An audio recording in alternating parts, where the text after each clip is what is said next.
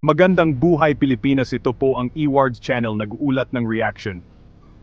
4 na taon, mahigit 1,000 araw, isang mahabang panahon sa mundo ng boxing, kung saan ang bawat araw ay mahalaga, at ang bawat laban ay maaring magbago ng kapalaran. Ganoon katagal nawala sa ring si Manny Pacquiao. 4 na taon ng katahimikan, malayo sa ingay ng mga nagbubunyi, sa bagsik ng mga suntok, at sa init ng laban. Isang panahon kung saan marami ang nag-akala na tuluyan na siyang nagpaalam sa mundo ng boxing. Matapos ang kanyang pagre-retiro. Isang desisyon na sinundan ng panghihinayang, pagtataka at pagtanggap. Ngunit sa puso ng mandirigma, ang apoy ay hindi basta-basta namamatay. Ngunit sa edad na 46, isang edad na itinuturing na lampas na sa rurok ng karera sa boxing, muling bumalik si Pacman. Muling nagsuot ng gloves. Muling naramdaman ang sakit at hirap sa ensayo. Muling naghanda para sa isang laban na susubok sa kanyang limitasyon. Para hamunin ang mas batang kampeon, isang boksingero na ang edad ay halos kasing tanda ng kanyang karera. Si Mario El Azteca Barrios, isang pangalan na nagdadala ng bagong henerasyon ng mga boksingero, gutom sa tagumpay at handang patunayan ang kanilang sarili. Sa MGM Grand Las Vegas. Ang siyudad ng mga pangarap, kung saan ang mga alamat ay isinilang at ang mga pagsubok ay nagiging mga tagumpay. Ang buong Pilipinas ay muling nagkaisa, nagtipon sa harap ng mga telebisyon at radyo. Bawat tahanan at kalsada ay tumigil para sa laban. Ang krimen ay bumaba, ang trapiko ay huminto, ang bansa ay naghintay. Si Barrios, 16 na taon ng bata, isang dekada at kalahati ng karanasan ng agwat, mas matangkad, at nasa rurok ng karera, handa para sa kanyang pinakamalaking laban. Isang napakalaking hamon. Isang pagsubok na hindi lamang pisikal, kundi pati na rin mental at emosyonal. Para kay Pacquiao, ito ay higit pa sa laban, isang pagkakataon upang patunayan na ang edad ay hindi hadlang sa paggamit ng pangarap. Ito ay laban ng puso, edad at dangal. Isang laban para sa kanyang sarili, para sa kanyang pamilya, at para sa buong Pilipinas.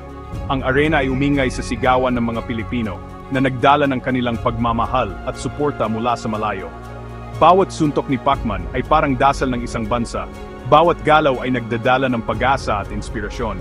Ang pagbabalik ni Pacquiao ay naging pambansang okasyon, isang simbolo ng pagbangon at pagkakaisa. Isang sandaling muling nagkaisa ang bayan sa kabila ng pagkakaiba-iba sa isang layunin para sa kanilang alamat. Isang alamat na patuloy na nagsusulat ng kasaysayan, isang suntok sa bawat pagkakataon.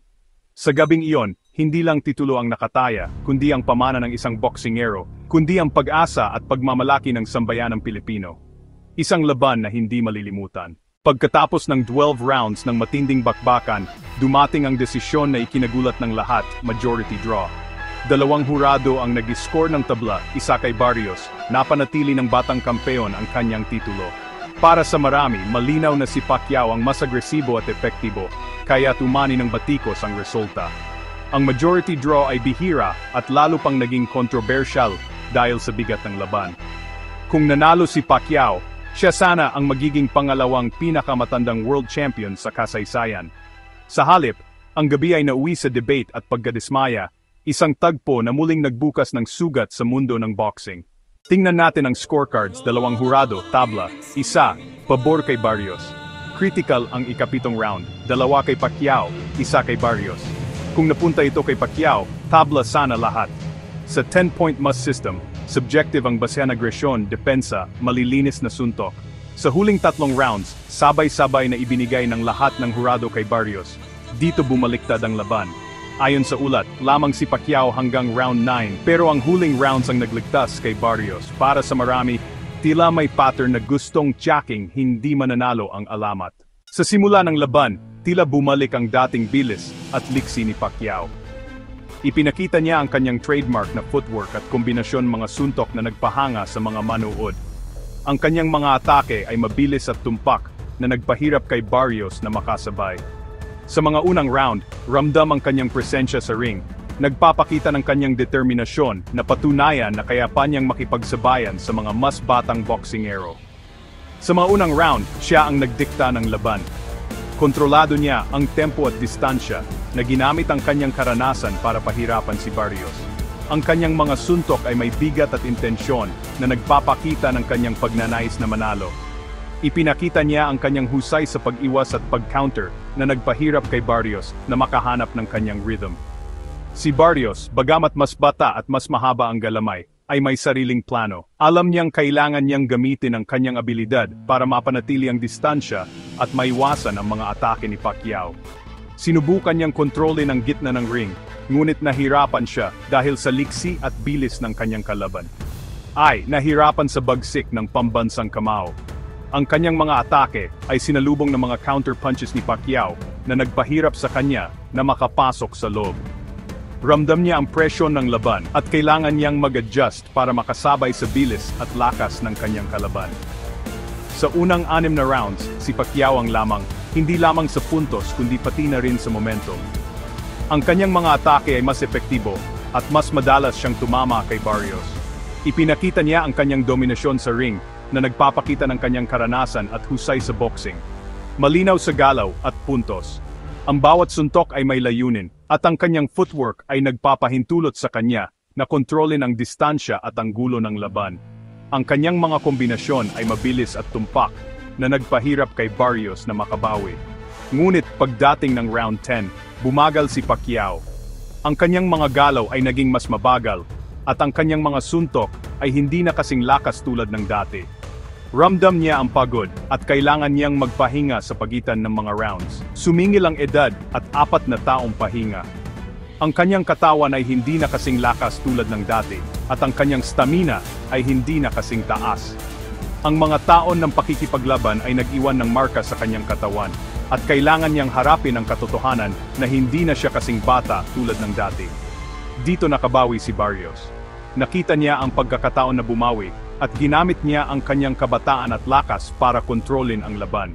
Ang kanyang mga atake ay naging mas agresibo, at mas madalas siyang tumama kay Pacquiao. Naging agresibo at ginamit ang abante sa tangkad. Sinamantala niya ang pagbagal ni Pacquiao, at ginamit niya ang kanyang haba para mapanatili ang distansya at maiwasan ang mga atake nito. Ang kanyang mga suntok ay naging mas epektibo, at nakita niya ang pagkakataon na manalo sa laban. Ang huling 3 rounds, si Barrios na ang umarangkada. Kontrolado niya ang tempo ng laban, at mas madalas siyang tumama kay Pacquiao. Ipinakita niya ang kanyang determinasyon na manalo, at ginamit niya ang kanyang lakas at kabataan para dominahin ang huling yugto ng laban. Habang si Pacquiao ay halatang pagod, ang kanyang hininga ay bumigat, at ang kanyang mga galaw ay naging mas mabagal. Ramdam niya ang bigat ng laban, at kailangan niyang magpakatatag para matapos ang laban. Ang pagbabagong ito ang naging basehan ng mga hurado sa kanilang pagmamarka. Nakita nila ang pagbawi ni Barrios sa huling yugto ng laban, at kailangan nilang timbangin ito laban sa dominasyon ni Pacquiao sa mga unang rounds. Ang kanilang desisyon ay magiging kritikal sa pagtukoy ng panalo, para ibigay ang huling yugto kay Barrios. Ang kanyang pagiging agresibo at epektibo sa mga huling rounds ay nagbigay sa kanya ng kalamangan sa mga mata ng mga hurado. Ang kanyang determinasyon na manalo ay nagpakita sa kanyang performance, at ito ay nagbigay sa kanya ng pagkakataon na makakuha ng panalo. Sa dulo, ang laban ay naging kwento ng dalawang boksingero na nagpakita ng kanilang husay, lakas, at determinasyon sa ring.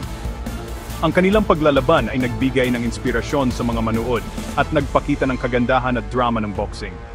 Isang alamat na lumalaban sa panahon na nagpapakita ng kanyang karanasan at husay sa boxing, at isang batang kampiyon na ayaw magpatalo na nagpapakita ng kanyang lakas at determinasyon na manalo. Ang kanilang paglalaban ay nagpakita ng pagtutunggali ng henerasyon at nagbigay ng isang di malilimutang karanasan sa mga manonood. Ang resulta, isang controversial na draw na nag-iwan ng tanong sa lahat, kung sino ba talaga ang nanalo sa laban. Ang desisyon ay nagdulot ng debate at diskusyon sa mga eksperto at tagahanga ng boxing na nagpapakita ng subjectivity ng pagmamarka sa boxing. Ang draw ay nag-iwan ng pagnanais para sa isang rematch upang malaman kung sino ba talaga ang mas mahusay sa pagitan ng dalawang boksingero. Agad sumabog ang social media, robbed at robbery ang sigaw ng fans. Milyon-milyon, Pilipino man o banyaga, ang nadismaya at naniniwalang si Pacquiao ang tunay na panalo. Maging mga boxing analyst at dating kampiyon, karamihan ay pabor kay Pacquiao, base sa kanilang sariling scorecards. Ang argumento round by round ang scoring, at ang early dominance ni Pacquiao ay dapat sapat na. May iilang analyst na nagtanggol sa desisyon, pero sila ay minorya.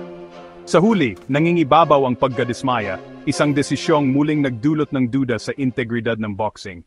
Sa tuwing may kontrobersyal na desisyon, usap-usapan agad ang luto o bias.